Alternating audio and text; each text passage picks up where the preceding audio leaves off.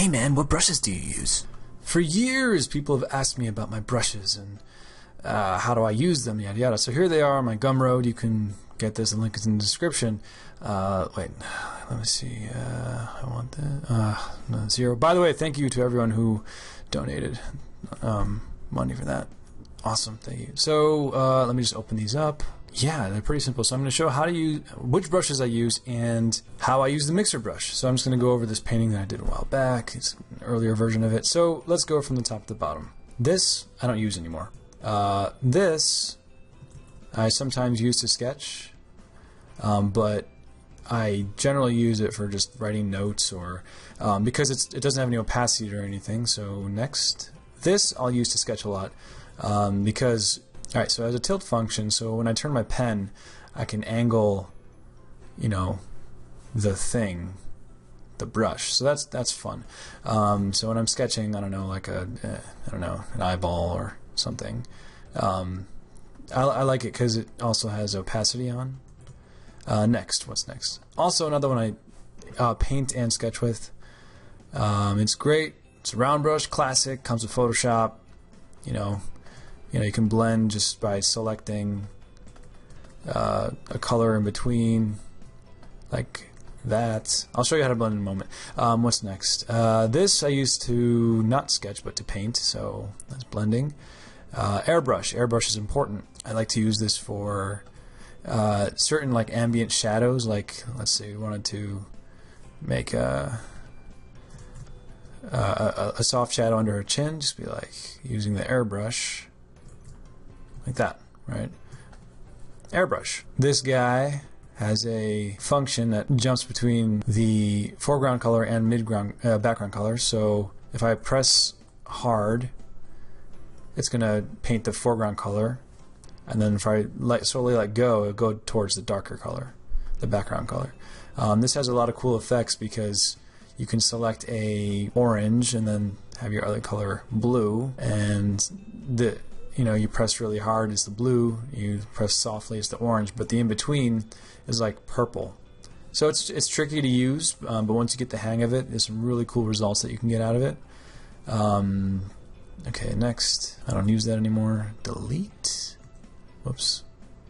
I just deleted the wrong one. Dots. These are always great.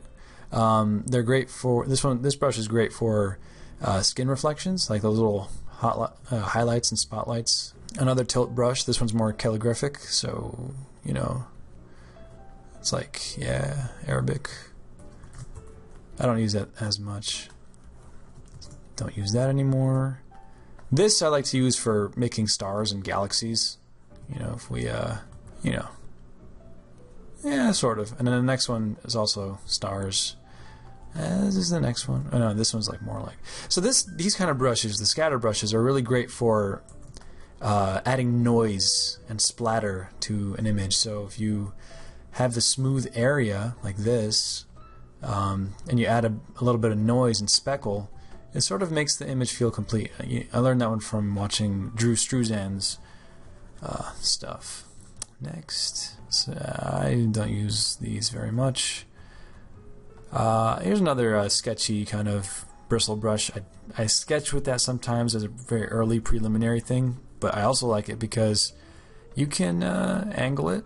So I'm just tilting my brush around, or my Wacom pen. So if I wanted to make a strand of hair and it's like that, it's like, no, wait, I want to just have a small thin strand of hair. So you just turn your Wacom pen a bit and bring it down like that, right?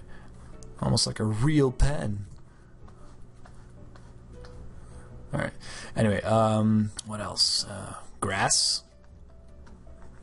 I use that for grass. Okay. More scatters and dots. More scatters and dots of things flying around.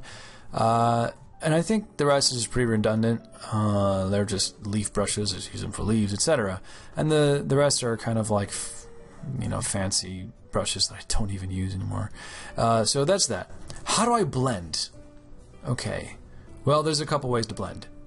The first way I learned is to, let's say we have this color, which is dark, and then this color, which is light.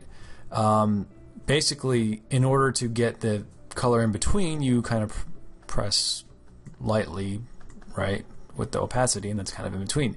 And then you do it again, and then you select this color, make a stroke, select that color, make a stroke, and you just keep doing that until it has a smooth gradation. So it's select color by holding Alt and make a stroke, and yada yada, and you keep doing that. It's pretty simple and it's kind of intuitive. I actually don't do this as much anymore, but this is kind of yeah, the first way I learned Sketch, and then you get this like smooth gradient. Now you could also get the same effect by just using the airbrush, right? You know, boom, right? But I don't. It doesn't have as natural of a feel. What else? There's the blender, the mixer brush. So let's fill this in and lock the transparency so it doesn't go anywhere. And let's just make half of it the dark color. Now with the mixer brush I have selected, it basically it almost acts like a smudge tool, but like I'll take pixels and drag them, right? So it's pretty cool and fun. But how do I blend with it? So what I like to use is either this brush, okay, 195, right? You can do that kind of stuff, or the one I accidentally deleted. We'll just use that one. That's fine. So it has a bristly feel, and I like to use it for blending. Now let's go back to here. So we got this color on the left and this color on the right. Well, let's blend them. How do you do it? You just use the mixer brush and you just do that, right? And then leave the bottom part not blended. Boom. Why not, right? Let's try that again with something else. Let's say we want to use a warm and cool color. So warm, orange, and cool, blue. Wait, no. By the way, the mixer brush is up here on the left, and it's the one on the bottom, and you just, I mean, it's pretty easy. I don't see anything difficult about it. And it just, the more you practice, the more you get better at it. There's really nothing else to say. And so that's how I blend. I guess that's it. There's really no secret to it. If we analyze this, let's see. There's certain edges that I leave hard, certain edges that I leave soft. So on the eye, sometimes I'll be like, okay, well, and I did it over here. I'll just be like, well, let's make it interesting by just blending some of the edges, right? And it kind of has a realistic feel to it. You zoom out and it feels interesting. And I leave some edges sharp. And it's completely, not completely, but it's mostly arbitrary. It's not like there's some kind of magical rule that I'm following and it just turns out like that. No, it's just, you know, kind of an artistic choice. And you kind of let your choices guide you. And so let's blend that. So it's like two solid shapes, and you just use that to blend. Bada bing, bada boom.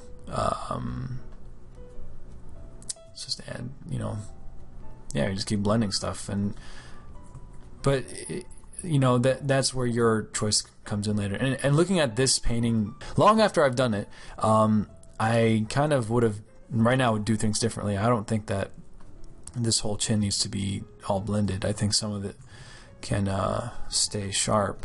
Okay, so that pretty much answers how I use my brushes. You don't need to master everything in Photoshop to know them. It's just straightforward. Okay, so I should have mentioned, when I have my mixer brush selected, sorry, the top window was not showing the thing. Here's the setup. So that's the brush I picked.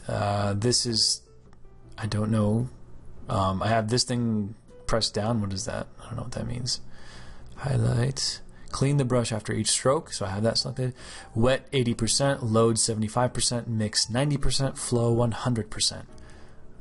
Yeah, that's it. One thing you should know about the mixer brush, though, so you're sitting here blending it, but if you have pixels on a layer and you're trying to do that, it'll actually start pushing out which can be really cool, but it's tricky.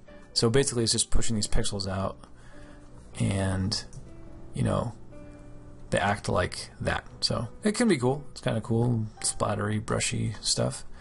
Anyway, so hope that helped, and stay tuned. We're going to be doing some fun stuff, doing some live stream. By the way, I have a Twitch. I think I set up a Twitch.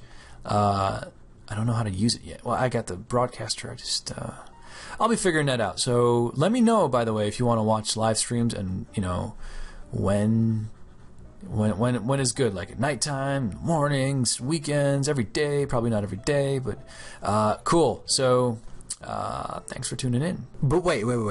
Before you go, feel free to subscribe and follow the Instagram and like the Facebook page.